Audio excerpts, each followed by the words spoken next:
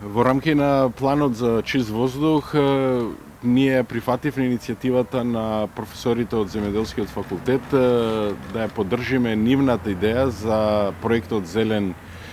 лист воздух чист, кој што почнуваме да го имплементираме во општина Кисела Вода, овде во детската градинка. Она што е карактеристично за 11 објекти на територијата на Скопје кои што ќе бидат инсталирани зеленила, е тоа дека се избрани објекти кои што се покрај сообраќајници. Оваа детска градинка е обкружена со 3 фреквентни сообраќајници и затоа помеѓу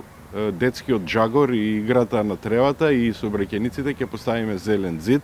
покрај дрвата кои што се садат. Ќе биде обновена тревата, има систем капка по капка за да овој систем биде одржлив и она што е карактеристично и за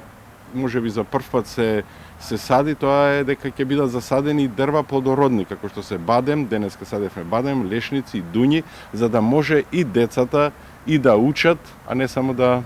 дишат почист воздух. Ми е драго што и локалната самоуправа дополнително се приклучува на активностите во рамки на планот за чист воздух и со сопствени средства интервенира со поставување на зеленила во други објекти во рамки на општината и ова е една од двете битни компоненти во планот за чист воздух. Првата се однесува на замена на нееколошките извори на затоплување, тоа го направивме во детската градинка во Драчево, а втората компонента е интервенирање со зеленило, тоа денеска го правиме овде во друга детска градинка.